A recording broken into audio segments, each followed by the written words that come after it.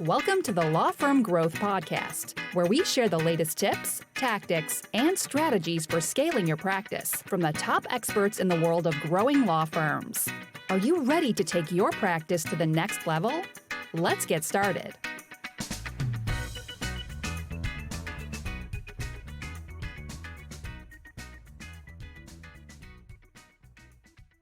Hey, everybody. Welcome back to the Law Firm Growth Podcast. I'm your host, as always, Jan Roos, and I'm here this is actually kind of one of the first of its kind.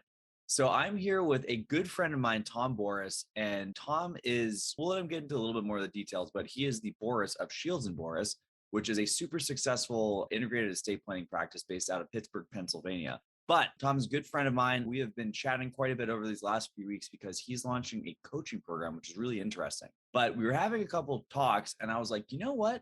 It would make sense if we started hitting the record button on these, because I think there's a lot of insights that are happening here that could be really, really helpful. I think immediately specific people who are running estate planning practices, but also in general, the way that he's been running his practice is fascinating in terms of just, I think one of the things that Tom does the best is he's built a practice that moves up the value chain in a way that is both more lucrative and better from a positioning perspective than his competitors. So anyways, that was probably an overwrought introduction, but Tom, thank you so much for coming on the show, my friend. Jan, thank you for having me. I mean, I tell you what, this is an honor and a privilege to be on your podcast. I can't believe I've made it on. You should have been pulling my leg, man. Okay. Well, thank you again for coming. And so just for everyone who isn't familiar with you, let's see if we can get a brief overview of how you ended up, getting to where you're at with the practice. Okay. So quick snapshot. Again, my name is Tom Boris. I live just outside of Pittsburgh, Pennsylvania. Just a brief background. I've lived here pretty much my entire life. I went to did my undergrad studies at Washington and Jefferson College, went to law school at Duquesne University School of Law in downtown Pittsburgh. And, probably about a little over 20 years ago, I started a practice as a sole practitioner. And to be honest with you, my wife, her name is Stephanie. She's an incredibly smart lawyer. We met technically in law school, but not in law school. That's a whole story I don't want to get into on the podcast. But the bottom line is she graduated a year before me. She got a great job with a top 4 accounting firm. So she had this amazing job. She was doing quite well. And basically, when I got out of law school, I had the opportunity, and full disclosure, I worked my way through law school as a certified paralegal. And when I got out, I knew everything about, not only how a law firm runs, but, I knew how to, practice law. So I had an opportunity to work with a larger firm in downtown Pittsburgh. But I asked my wife, I said, hey, honey, do you mind if I start my own practice? And she basically said, Tom, look, you got 1 year to go make some money.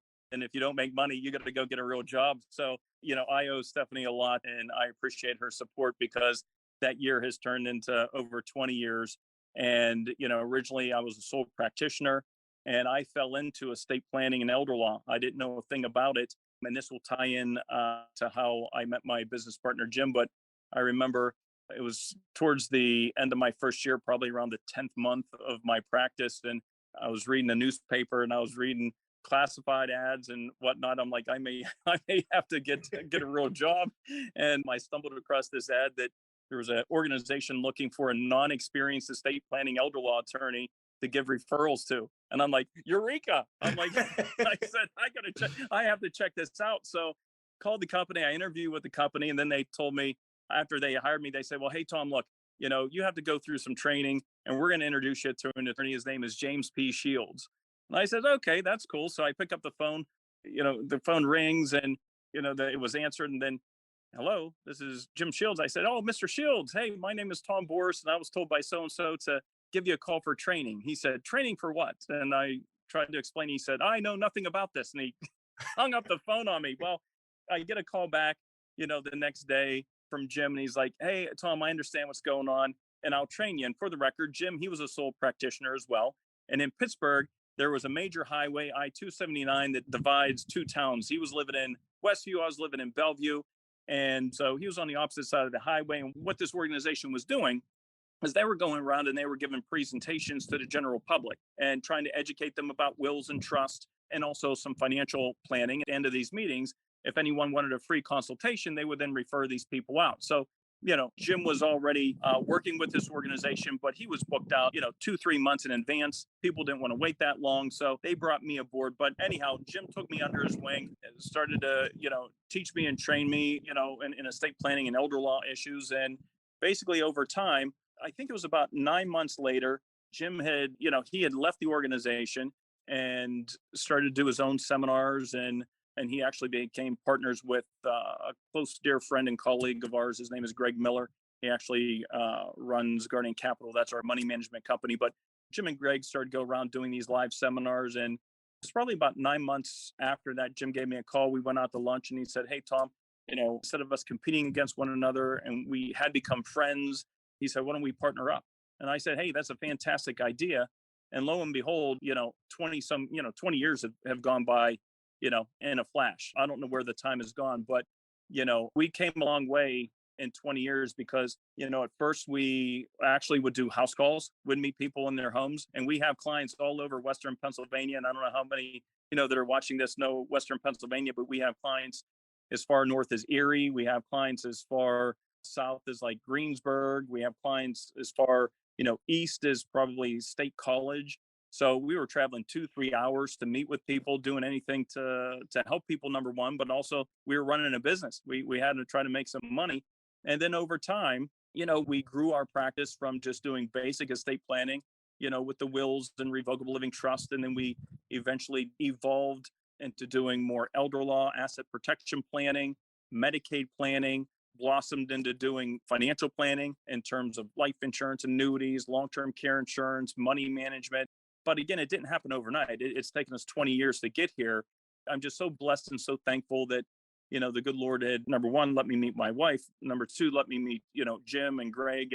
And over the years, I've had, many, many coaches and mentors, and, I could rattle off names, but would be here for, a long time. But, I'm very appreciative of everyone that helped me become as successful as I am today. And look, and I'm thankful to you too. I'm so grateful that I met you. You're incredible. Pace Fuel's amazing. It's awesome.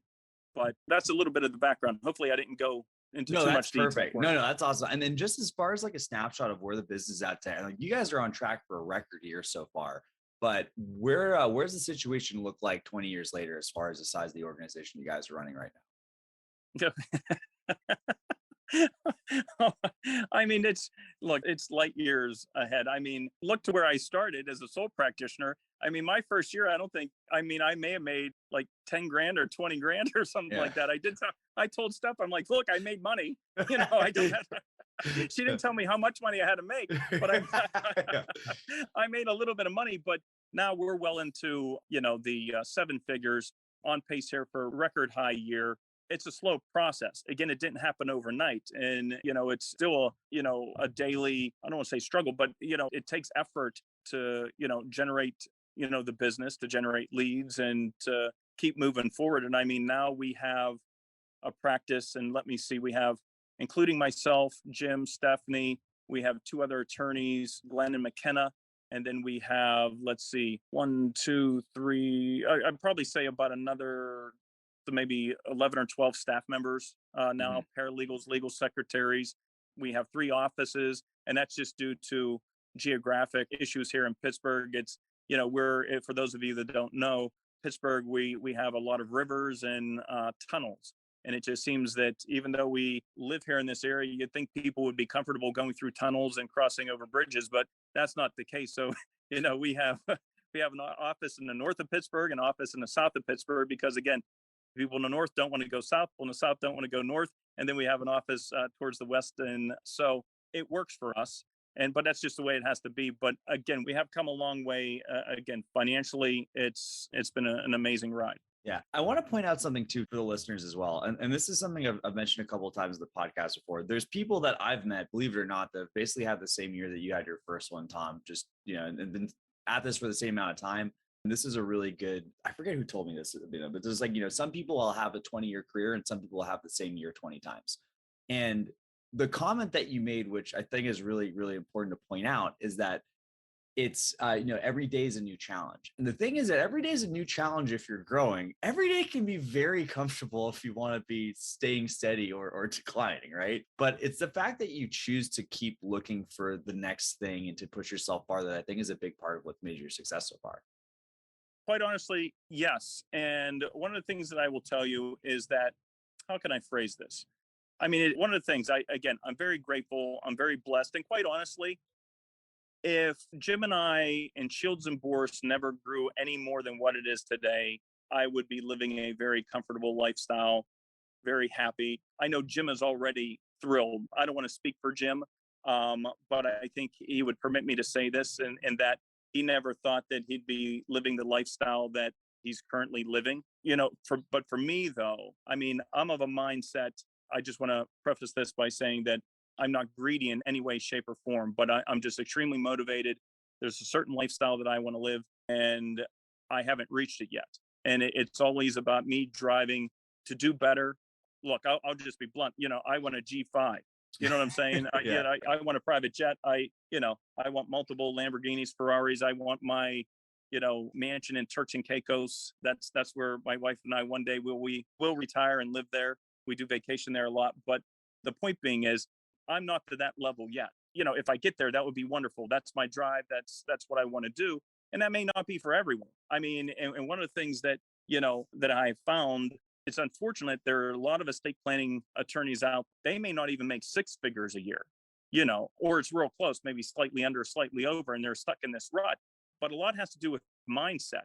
I mean, if you want more, you have to, vision yourself. And I'm into this manifestation kick right now. And actually, years and years ago, and again, Jim will, he'll admit this as well. We had a coach, and he had me write down on a piece of paper, and this is before we even broke, the 7-figure mark. But he said, write down on a piece of paper, why was it so easy for me to make $83,888 and whatever 88 cents and this month? Write it on a piece of paper, carry it in your wallet or in your pocket every day. But in the morning, when you get up, go to the bathroom, open up this piece of paper, read this statement, drink a glass of water, then go about your day. And lo and behold, to be honest with you, a short time thereafter, we start making, 7 figures a year. Now, it required effort, and it was more to just a little more than manifesting. Yeah. That was step one. If it was that easy, I'd write down on a piece of paper, why was it so easy for me to make $1 trillion this month? But it's not that easy. But the point being is, you have to believe in yourself, believe in what you do. And it does take effort. You have to take the time, energy, and effort, but you have to be willing to take risks.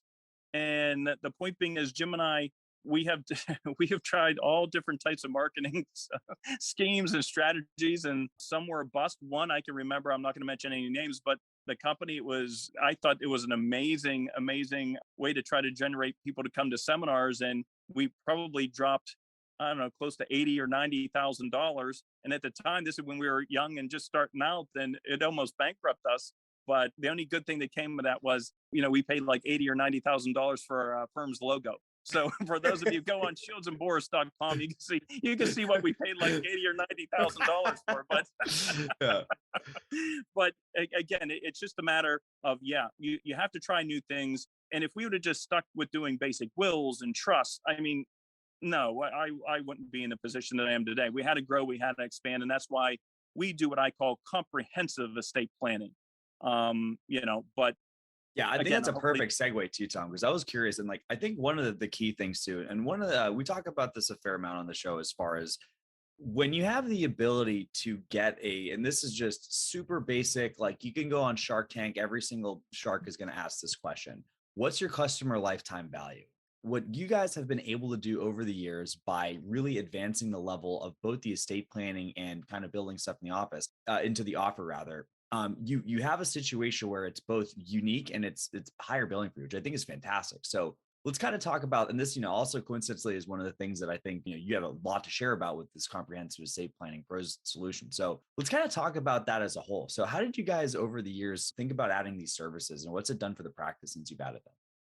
Well, I tell you what, here's what I will say. We believe that in the number, it can vary depending upon the client and the presentation, but essentially, when we first started, it was about what? Helping people with the passing of a loved one. Okay. Somebody passes away. We're going to help them. Hey, how do you get through this process? And actually, that's how our firm started, was that in Jim's last year of law school, his mother passed away. And everyone turned to Jim to say, hey, Jim, what do we do? Well, Jim was in his third year of law school. And in law school, they only teach you how to read and write. But, they don't even show you where the courthouse is. But, Jim had to turn and rely on an attorney that was close to the family, who helped guide the family through that tragic loss of his mom.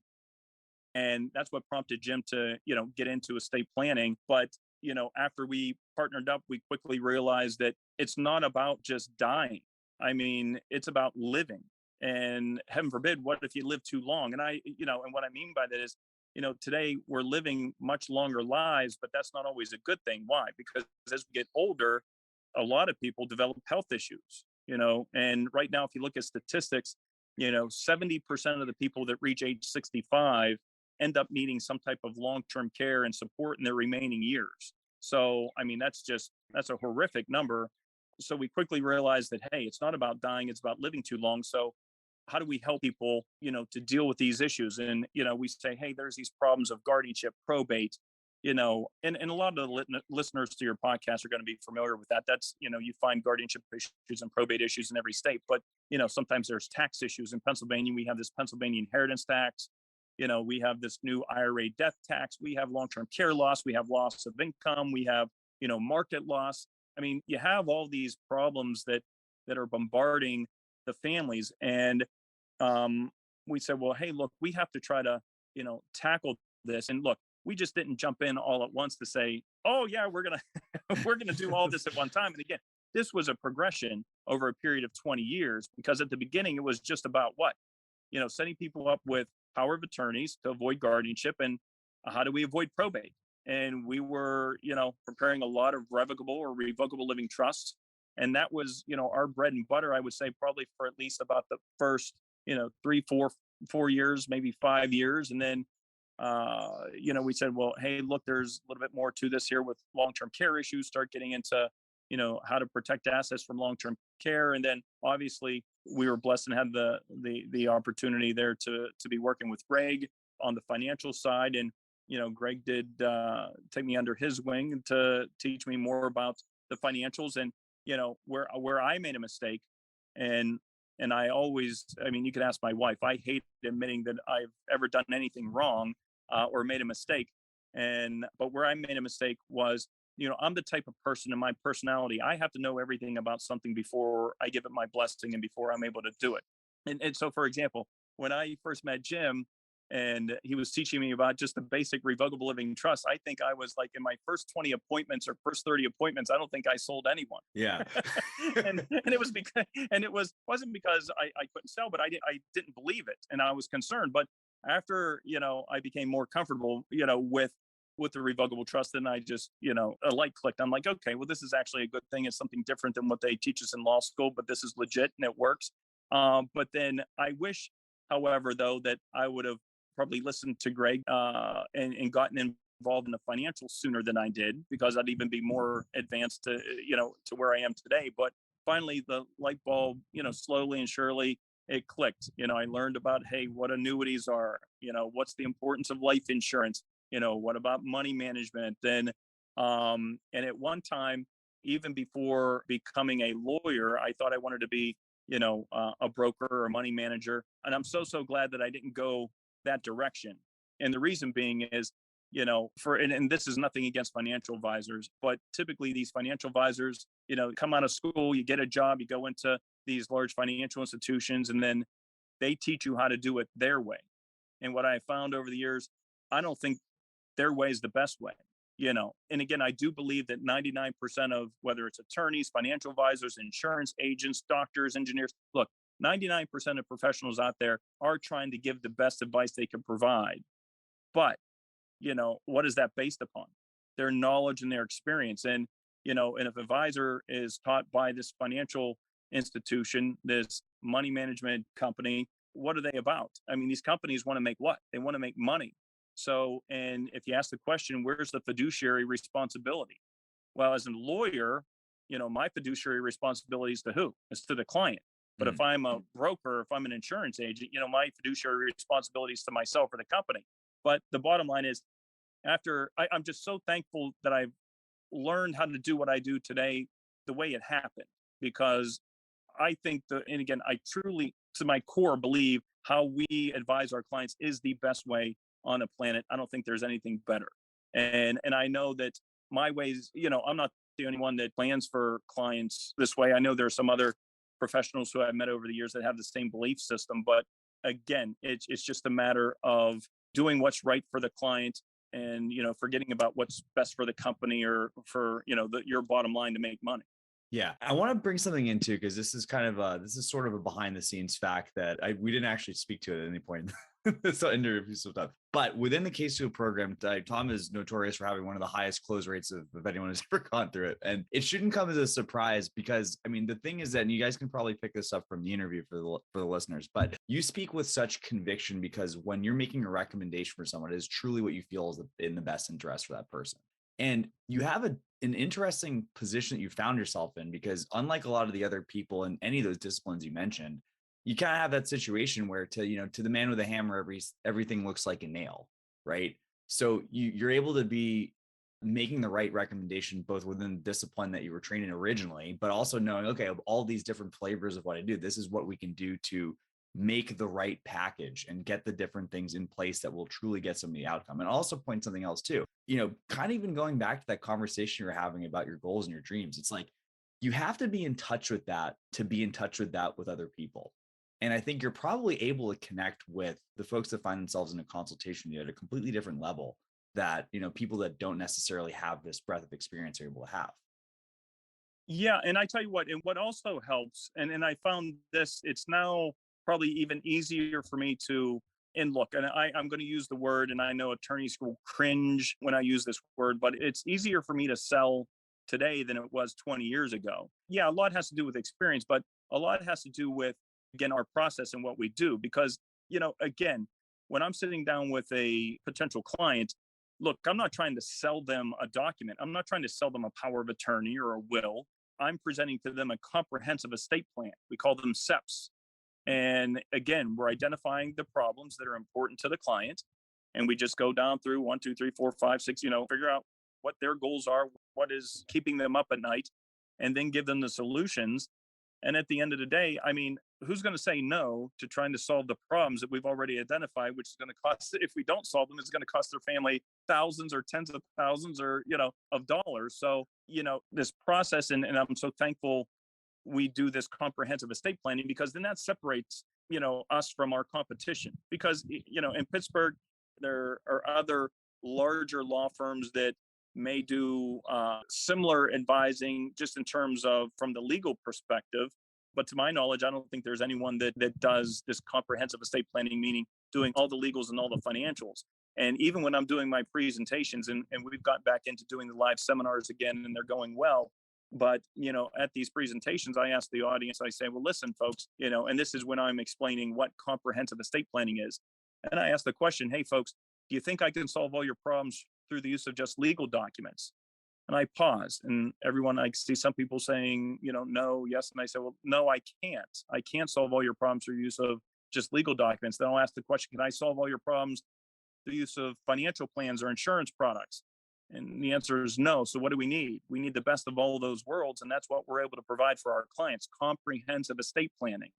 And it's very, very powerful. And it clicks with a lot of people. And, a lot of people may come to our seminars or may call up and to have a breakthrough call in the office, just being concerned about one issue, which may be, oh, Tom, I need a power of attorney. Or, oh, Tom, hey, I need a will. But then, yes, we could take care of that. But look, it's my job. Again, I have a fiduciary responsibility to give the best advice I can to my clients. So I'm going to say, well, hey, look, what about these other issues? And a lot of people don't know. Hey, what's this inheritance tax? What's this IRA death tax? Oh my God, I didn't know it was, 70% of us are going into a nursing home or needing long-term care at some point, in their lifetime. So we believe it's about education. And that's why Jim and I, we've co-authored several books. We do these, live presentations. We do, webinars. But the point is to educate the general public, because an educated client is the best client. And So, it's my desire. Look, I said, you know, how I always want to help people and I want to help more people than what I'm currently doing. And I said, how can I do that? Well, I had envisioned at one time I wanted to create maybe a national estate planning elder law firm. But I mean, I started to look into the logistics. I'm like, well, this is completely insane. I mean, and you know, I thought this may be, I don't want to say impossible, but it would be extremely difficult. And then, and this may tie into a little bit about the company that I've created here, Comprehensive Estate Planning Professionals, or CEPPROs for short. But I said, well, how can I help more people? But also, how can I help attorneys do what I do? And because, look, I know, and especially with COVID, a lot of estate planning attorneys who would generate a lot of their business through seminars like Jim and I did, COVID crushed us. Okay. I mean, it hurt our business dramatically. I will tell you that during, COVID, we didn't hit our 7-figure number. I mean, we were pretty close, but the bottom line is we weren't even close to our previous numbers. But the bottom line is I know that there were a lot of attorneys hurting. I know there was a lot of attorneys that were being taken advantage of with various marketing companies saying, hey, call us, we're the gurus to help you generate more business. And I think that one of the organizations said in their commercial, the 80s are calling for their seminars back or something like that. And so, Jim and I, again, we retained a company, didn't work, lost thousands of dollars again during a very strenuous time there of COVID. And I said, well, I've always had this, again, dream of, creating a larger firm, which again, I said that a national firm, that's not possible, at least at this time. And I said, and there's all these attorneys that are hurting. What can I do to help more people and actually help attorneys that are in a similar situation? Well, obviously I'm not a marketing guru. That's why I'm so thankful and I'm so thrilled that I found you, because again, Case Fuel, amazing. It's working great for us. All thumbs up, kudos for that. That's your job. Okay. With the marketing end of things. And I said, what if I can help an attorney, can't help them generate more leads, but the point being is I can help them make more money per client. And that's by helping attorneys learn how to solve problems through the use of financial products.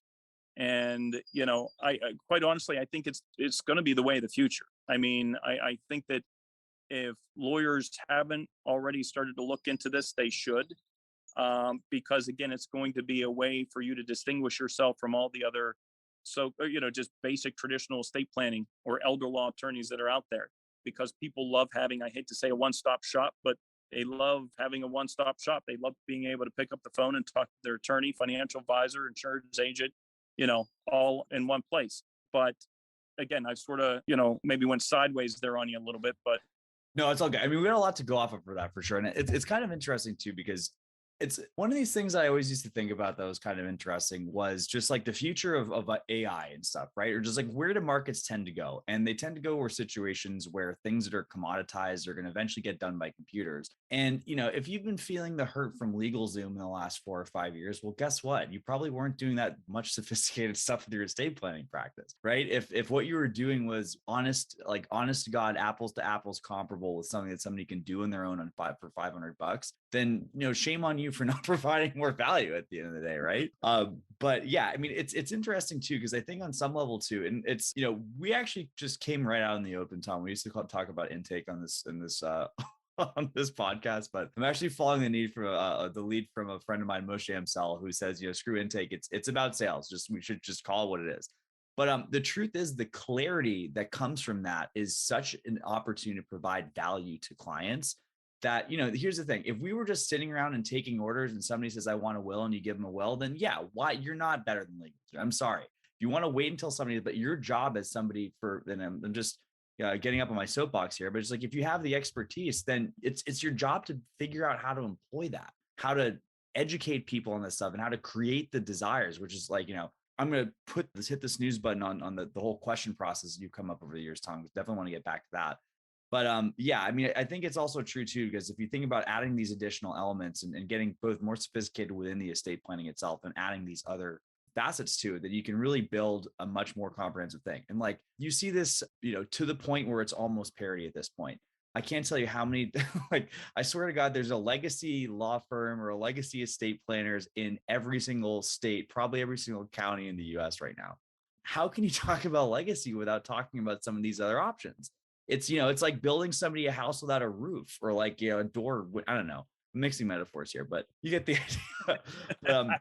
Before I kind of get into this, I want to address this a little bit because, I know that there's some percentage of the people that are listening to this that are throwing up the sign of the cross right now and saying, Tom, that's illegal. How are you doing that? I know you guys have done some research, but what's realistically required to figure out what's needed to kind of integrate this into somebody's law practice? Look, I mean, it's as simple as picking up the phone and calling your county bar association and, looking at the rules of ethics in your specific state to see what they permit. Now, here in Pennsylvania, I am permitted to hold my insurance license, and I am permitted to provide insurance products, but I have to have full disclosure to my clients. They have to know when I'm acting, as the attorney, and when I'm acting as an insurance professional or financial advisor. Here in Pennsylvania, I am not permitted to be the owner of a RIA, registered investment agency, but I can be an IAR. So technically, the money management company, Guardian Capital, I'm not an owner in that, but our colleague and friend Greg, he runs that, and he's my boss. Which I hate, but that's okay.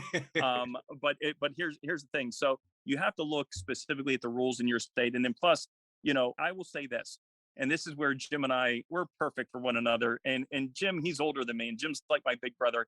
And I would say Jim is probably one of those attorneys that would be like, oh, stay away. Yeah. Look, he does everything by the book, and so do I. I don't want to give the opinion that it's fast and loose, baby. Look, I do not look good in orange or black and white stripes. I mean, blue and white. Blue and white works. I think it's a good look. Works, but black and white. So I wouldn't last in prison. But the bottom line is, we took it a step further. We got an opinion letter drafted by your law firm out of Philadelphia, and the attorney that actually wrote the opinion was on the ethics board for a number of years. So, I have that. We have that in our back pocket. But here's the bottom line. As long as you're disclosing to the clients and you're doing what is right, and knock on wood, I've been doing this for so long. Look, I'm not advising my clients to do, something that's insanely risky. Look, if you're an estate planning elder law attorney, your clients are what? They're retirees, so I will say this, and this is just my own personal opinion. And there's, those listening or watching, whatever, they could disagree, and that's okay. I don't care. This is what I believe. But, I believe that as you get older, you should have less and less of your money at risk in the market. And I'm not saying to get all out. You need to have, some money at risk in order to capture some growth. But at the same time, you need principal protection as well. So with our process and how we advise our clients, look, I'm talking about getting their monies into safety, whether that means just putting their monies, a small portion, in checking, savings, CDs, money markets, or maybe we start to talk on the insurance end and we start looking at fixed or fixed indexed annuities. And I know when I say the A word, annuities, I know there's going to be still people going, oh, Tom, you're wrong. No, I'm not wrong. And I am absolutely not. I mean, and I don't want to give a lesson here today, but like briefly, there's 4 types of annuities: immediate, fixed, fixed index, and variables. And the ones where you hear horror story about, those are the variable annuities. And who sells the variable annuities? Typically the brokers, the money managers. They're high commissions, they got fees. You're still subject to market volatility. Your account value can go up and down. And look, if I didn't have, and I'll be careful how I'm going to say this. I was going to say if I didn't have morals, but if I didn't have a fiduciary responsibility, I'd already be a billionaire, because I would have, I would have been selling variable annuities from day one, because the commissions on those things are so crazy high. It's not even funny, but it's not, at least for our clients, it's not the right avenue to take. But again, if you're looking at fixed, you're looking at fixed index annuities. And again, some of those are questionable, but there's a lot out there. You have to do your homework. You have to do your research. And this is where I believe this is another distinction of what I do. We're independent. So I'm not locked into one company and a rep for one company only selling their products. I'm independent. So we do our homework. We do our research. We find out which are the best companies. And I'm not working with some, low-end insurance company. We're working with large insurance companies. But again, with each category, again, whether it's an annuity or life insurance, there's different categories, but not all, fixed annuities are the same, or not all variable annuities are fixed indexed, or not all life insurance is the same. So the point being is, you have to do your homework, you have to do your research. And quite honestly, it could be overwhelming because there are thousands of products that are out there.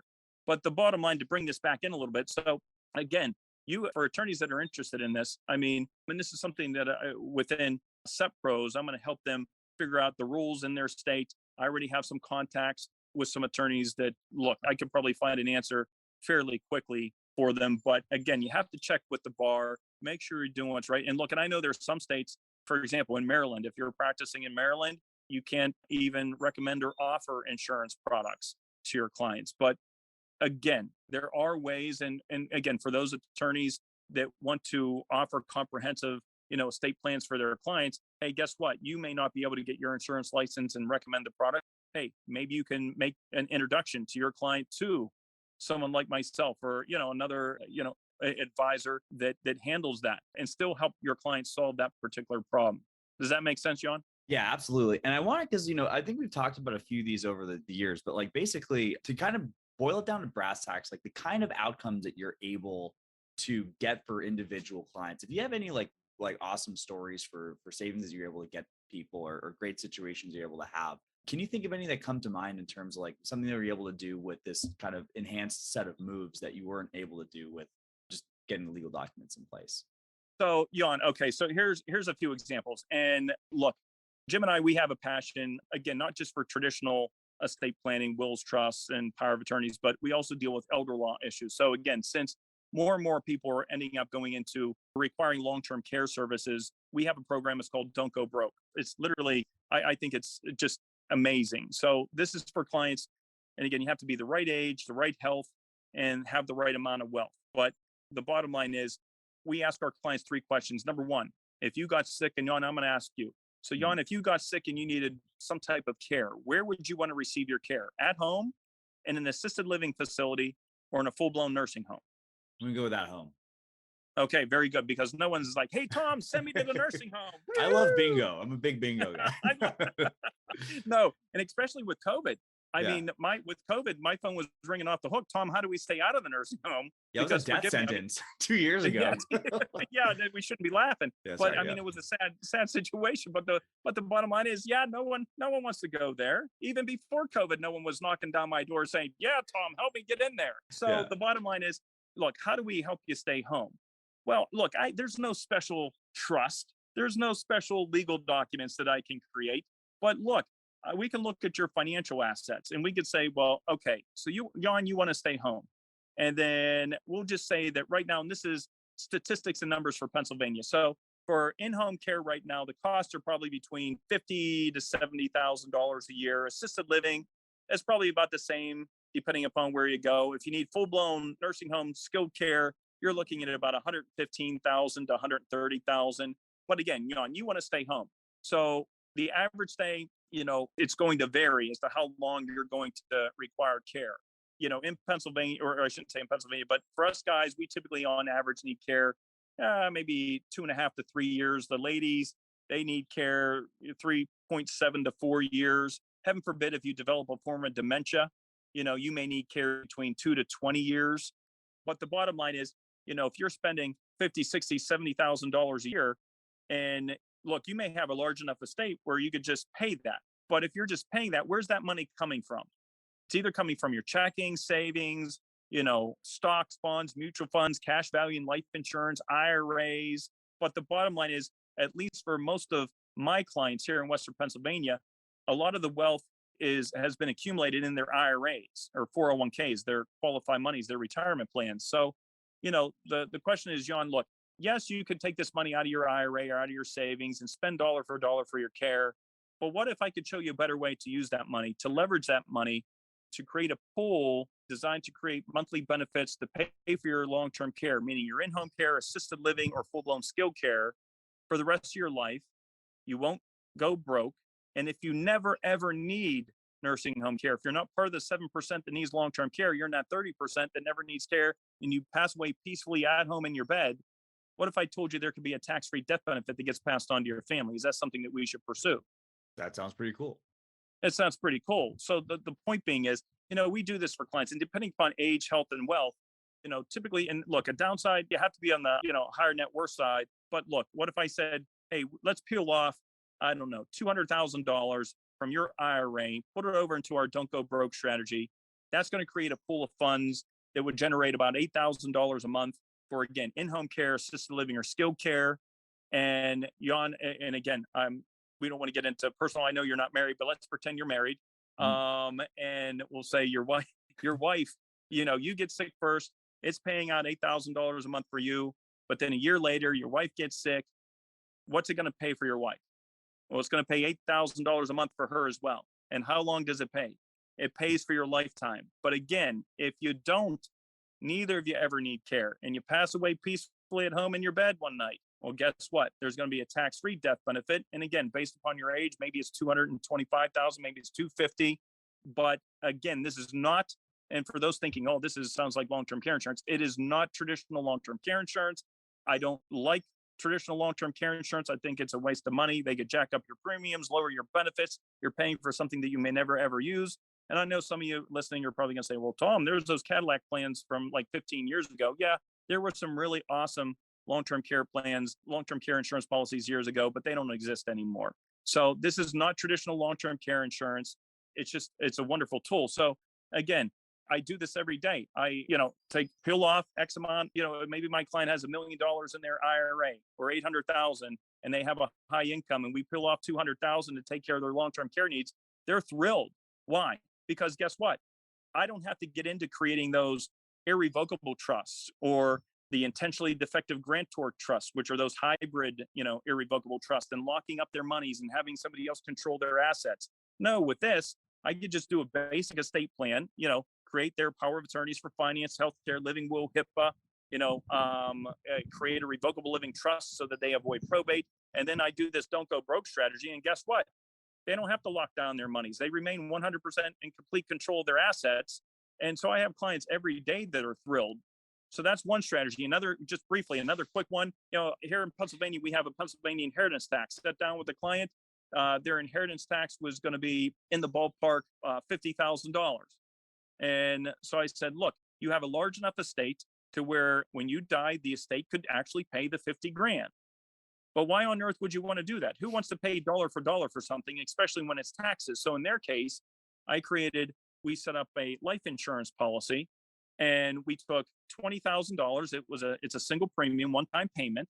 So we took $20,000, we put it into this life insurance policy. It gave a $50,000 death benefit. Now that $20,000 that we gave the insurance company, guess what? The $20,000 didn't go away. That $20,000 goes into an account that is growing anywhere between 2.5% to 3%. And I know that's, some may say, oh, only 2.5%, 3%. Well, look, it's better than what you're getting at the banks. Okay. But the point is, it's completely liquid anywhere between the end of the first year or the second year, based upon your age, but it's completely liquid at the end of the second year. So if you needed that money, we can take the $25,000, 20 grand back out of it, use it for yourself. But if you don't need it and you pass away, then there's a $50,000 tax-free death benefit. And that 50 grand could go to pay for the inheritance tax. And what do? We reduced the amount of tax owed, because of that inheritance tax with 50 grand. The life insurance death benefit is 50 grand, but we only paid 20 for it. Was there a savings there, Jan? Big time. Yeah. Yeah, big time. And so, and look, and I have had, and for the record, I have to tell everyone watching this, look, life insurance is king. There's nothing on the planet that beats it, period. And I know that there are some that are, oh, you don't know no, I know what I'm talking about. And I'm not talking about traditional life insurance. I call traditional life insurance death insurance.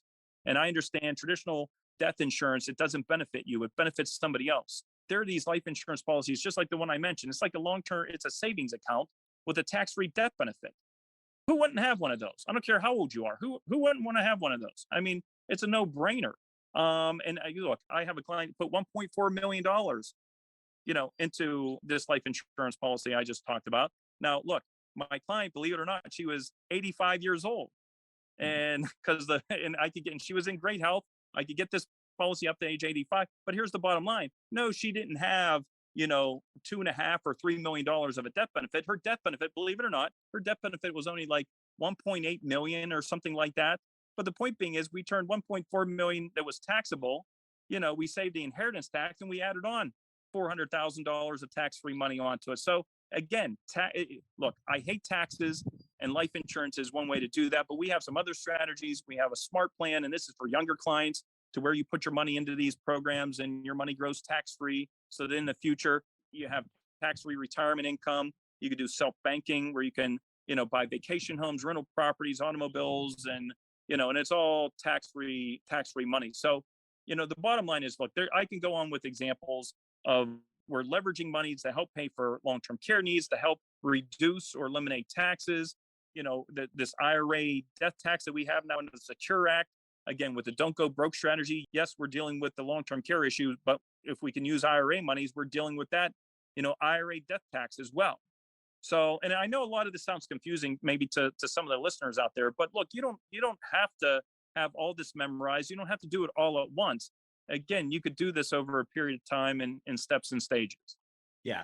And I'll say this too. I mean, Tom, this is all like fantastic examples too, but like, I just want to point out the fact to the listeners, it's just like, it's when you have more options, it's almost like you're able to think in 3 dimensions when other people might only be able to construct one. And when it comes to designing an outcome, like this is kind of the block and tackle stuff we talk all about in terms of consultation, whether it's estate plans or anything else. You have to start from the needs and you have to build something that fits it together. And the more tools you have, you can get pieces that fit a lot better with people's outcomes. So I do want to say with one really huge caveat, and this is to segue it, right? They have to be the right tools, and you have to make sure that none of them are going to get you to lose your license or lose your reputation by doing the wrong thing. So, right. I think it's a pretty good transition just to say too, like, let's talk a little bit more about the program that you've been thinking of, and like, what's kind of your vision for where you want to help get people and how you want to help them. So look, as I started to say a little earlier, and then I think I got sidetracked. I wanted to start this national law firm, and I said, well, hey, that may not be possible, but I found something that may even be better than that. And I thought of this concept, comprehensive estate planning professionals, or SEP pros for short. And look, I just feel that especially with COVID, and I'm a part of a few coaching groups. And number one, I see a lot of attorneys that are hurting. Okay. They're hurting to make a living. A lot of them were struggling, again, not being able to do their live seminars. And I said, well, boy, if I can help these attorneys that are struggling make a few $1,000s more per case to help them stay in business so that they can continue to help people in their community, I need to start this. And I've been dragging my feet. And look, I want to give kudos to you. You've been a tremendous, mentor and a friend to help push me to take steps, because look, and I will admit this, look, I'm a dreamer. I have big dreams, but sometimes I'm not the most perfect implementer. And even my partner, Jim, will attest to that. But the bottom line is, I said, hey, look, I have to do this, because if I don't do this now, turning 50 this year, next thing you know, I'm going to be 65, 70, and I'm going to be regretting not doing this. So I just pulled the trigger and I said, look, I'm going to create this company, SEP Pros, and I want to work with other like-minded attorneys. And we're going to start with attorneys first, and I'm going to teach them how to do what I do. And, eventually, and for the record, I think that any attorney can do this if you have the desire and you're willing to learn and to listen. I think, any attorney could do this, but in full disclosure, I'm going to be very selective as to who I work with. There's interviewing, the potential candidates and we'll see if it's going to be a good fit. But then eventually the vision is to say, hey, look, I'll expand this out to work with other financial professionals, maybe to work with get into educating CPAs across the country. So technically this could be like a network to where, hey, Jan, you're an attorney, you're down there in Texas, you want to learn how to do comprehensive estate planning.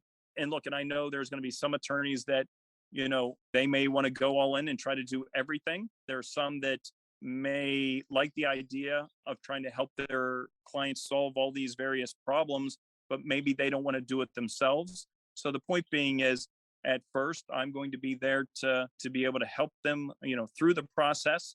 And as it grows and expands, then who knows, maybe there's another, if you're an attorney, maybe there's a SEP professional financial advisor that's in your area that I'll, connect the dots there and form a connection between the two. But again, the ultimate goal for me is to help attorneys, live a better lifestyle, live their dream. And, the bottom line has always been, you mentioned this earlier, the bottom line is to help the clients. And I just think that unfortunately, there are so many estate planning elder law attorneys that are dropping the ball, and they're not fully committed to helping their clients solve the problems. But for those that want to do that, that's this company is all about.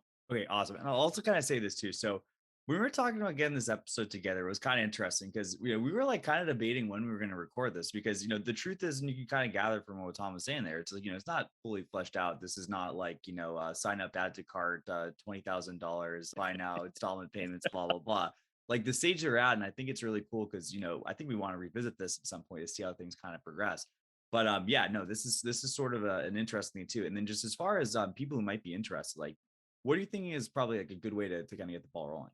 Listen, for anyone that is interested, number one, you can email me. And for the record, I hate email, so this is killing me.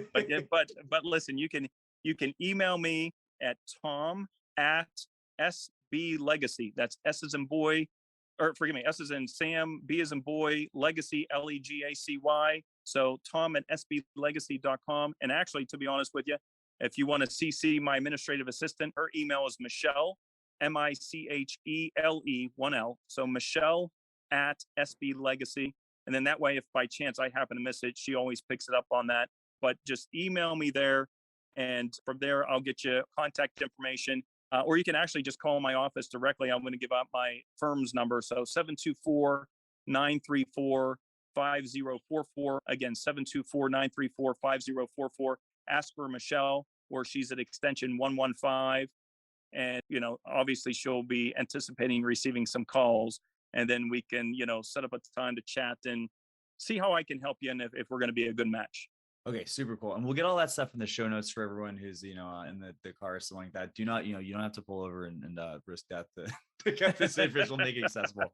And also I have to apologize in advance for everyone who's listening to this in like 2024 when the Sears Tower has been renamed the Set Pros Tower.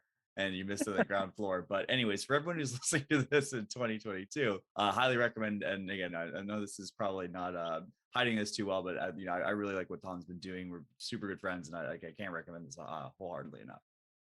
Yeah, thank you, Jan. I appreciate it. And again, I have a few attorneys that have reached out to me already that I'm going to be working with. So it's exciting times. And again, this small group that I'm going to be starting with, as you said, it's almost like a beta group. And then we're going to build this thing and grow it out. And hey, look, hopefully the dream is to have, attorneys in every state and everyone doing a comprehensive estate planning. Right, awesome. Okay, Tom, thank you so much for taking the time to, and again, I think it's a good mission for the world. I think it's a good mission for anyone that's going to be involved in this. And like you said, at the end of the day, it's a great thing for the client too. One of the things we always get, I think, talk about the team all the time too. And it shocks people when I have to tell new case field employees is, hey, do you know the thing that we're trying to help people do? There's 60% of people in America are dealing with right now. And it's become kind of a crusade, but honestly, it's not only getting it done, but getting done right is a huge important thing. And I mean, the truth is, it's really hard to stay in business if you're just scraping by. The people that are making profit and doing well in this are able to make an impact. And it's I feel like there's this somewhat misguided situation where it's people are almost, running I made this joke before. There's a lot of people that are running pro bono practices that don't realize it. No. Look, Jan, we were when Jim and I first started. We were. I mean, I think my first revocable living trust package that I sold, my God, I think it may have been, I don't know, maybe it was like 1,100, like 1,125 or 1,250 or something like that, and. Yeah. I'm just thinking, I look back, I'm like, oh my God, what was I doing? Yeah.